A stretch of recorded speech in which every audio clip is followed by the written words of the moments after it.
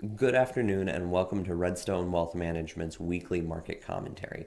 Today's February 13th, 2020, and our topic is Global Gets Going.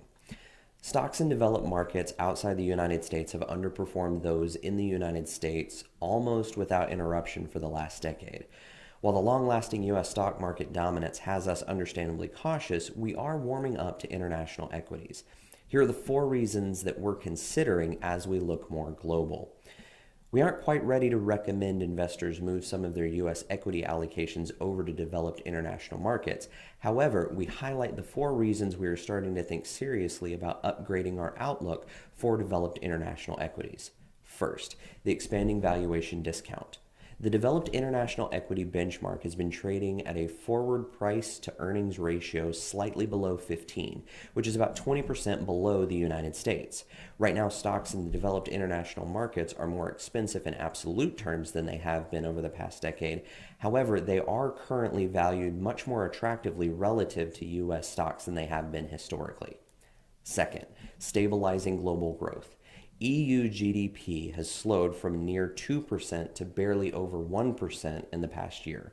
Japanese GDP grew north of 1% through the first 3 quarters of 2019 before slumping to 0.6% in the fourth quarter. Although growth in Europe and Japan may remain lackluster, we have seen some encouraging signs. The latest leading indicators index from OECD rose for a 3rd straight month in the latest release.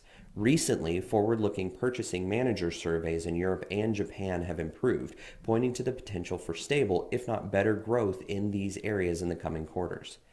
Third, growth in leadership may start to wane. The developed markets outside the United States that make up the MSCI EFA index are more value-oriented markets.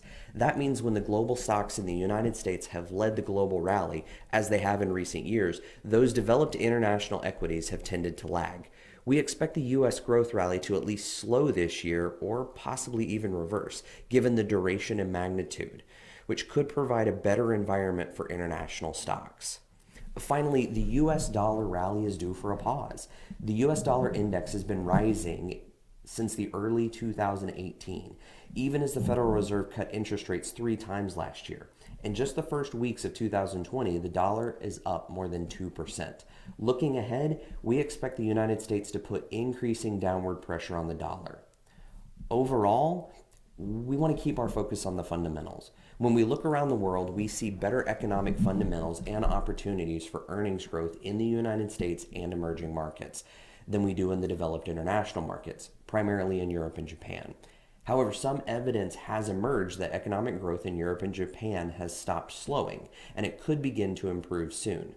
Current valuations support international investments, and we continue to believe diversification over the long term and staying in appropriate strategies.